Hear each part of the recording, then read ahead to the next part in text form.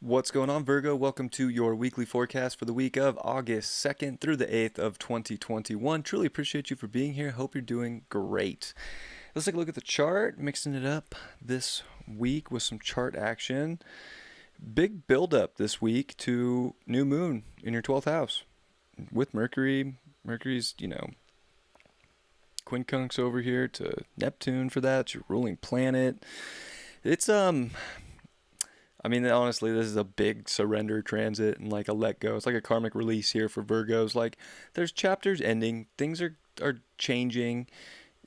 You got to kind of just let God play the hand this time in your life. Like, especially for the next month. But this week, even with a dark moon finishing up here, like, it's kind of feel like a weird surrender week for you of like moving into this next chapter that's on its way, but it can feel pretty karmic. Definitely the 12th house is a karmic house. You might be feeling like maybe you need to lay a little low and not put yourself out there as much. Whatever it is, it's getting you situated for this next part in your life. And especially with your ruling planet getting the quincunx to Mercury by the end of the week, or to the Neptune in your 7th by the end of the week, it's like, you could be dealing with relationship stuff with Neptune in your 7th, but you need definitely, not having rose-colored glasses on about relationships right now. That's important. We're going to see Venus, speaking of relationships, also make a trine over to Uranus in your 9th house this week. So,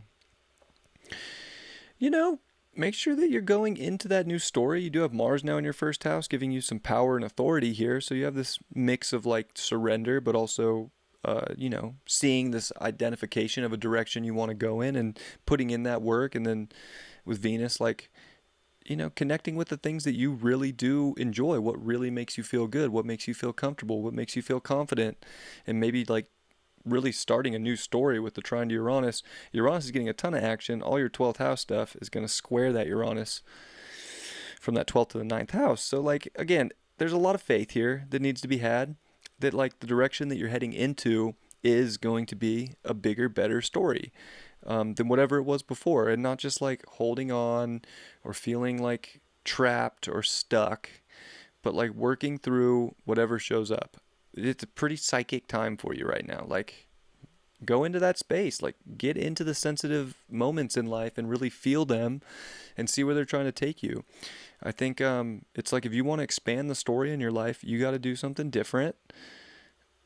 It could be dealing with relationships too, and like an understanding that I'm going for or in or doing relationships the way, sorry, an alarm went off, the way that I really want to, the way that I want to identify with, the way that makes me feel authentic in my beliefs. So it's definitely a time to, you could be questioning beliefs too. I'll be honest, this week with the squares to Uranus in really weird ways that you've been like, wow, I believed in this for a long time, and now, do I believe in that anymore? Is that what I'm going for in life? So a little bit of a surrender, little weird. Jupiter and Saturn are locked into your 6th house for the rest of the year now, and they're both retrograde.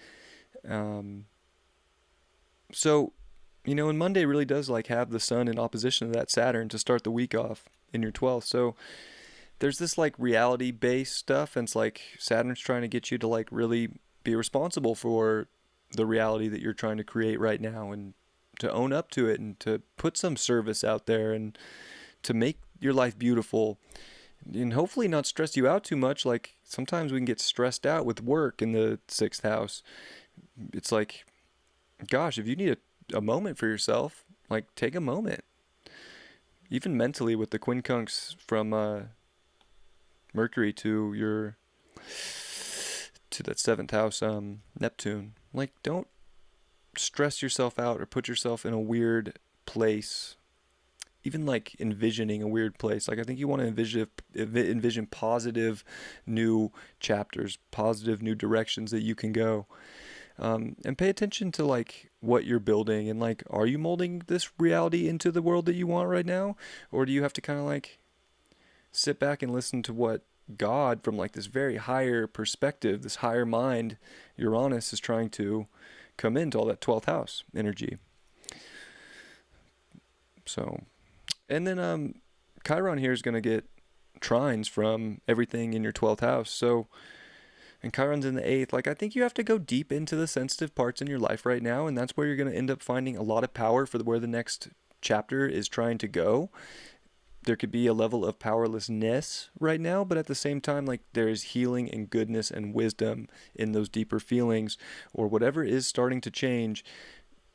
Accept the change, accept the growth, accept what's in sort of the darker areas that you might not have wanted to look at for a while, so that you can use it to take radical new steps on the journey or what you're trying to expand and grow in your life, for where things are really going. And identify with the right relationships. Like Venus in your first, it's making pretty good aspects to Uranus this week, and it is going to quincunx over to that Chiron. And then, of course, that Neptune. I can't stop seeing that Neptune in your 7th house right now. Finishing the week with a quincunx to your chart ruler. I didn't even talk about that really with any other sign, but it seems important. I think relationships are trying to go to a very divine place right now to purify your own reality and to get out of some karmic stuff. And you want to identify those and be able to make powerful choices of what's going to bring you the most value for yourself moving forward, or what is beautiful. And, if relationships are great, then you'll see it beautifully and the heart will be wide open to it. So, just don't stress. Like, if reality is getting a cleanup here, I mean, this is like Virgo's specialty. So straighten things up, shift it, mold it, make it what you want. It's a weird energy with Uranus this week. Unpredictable things can come through in very strange ways for you, especially dealing with 9th and 12th house. I mean, these are very higher mind, visionary houses, and they can go off very far. So I think Saturn really is doing you a favor here in your 6th this week, because it's going to keep you grounded to keep things going in your reality. You just don't want to get, you don't want to get too far out there that you're not being responsible for what, you need to be responsible for. Ace of Pentacles reversed. How funny. Yeah, I feel like you're ready for something different in your physical world, and it's like, you gonna go? I know you might, I feel like this is that week where it's like this final sort of karmic line is drawn in the sand, and after this, it's gonna start getting much better, and you're gonna get a lot of first house energy, and you're gonna really be identifying with this purification of your reality that you really do want, and maybe like what that service is that you want to take part in if you haven't found it already, or just really being the potter of your reality. So it can feel like it's not quite there yet. Like, it's almost like God was like, take this, but that's not the case. It's just because there's one more like karmic cord somewhere in life that you have to work through and still have faith. So faith is everything for you this week, and it's faith in radical ways that, who knows? It's Uranus.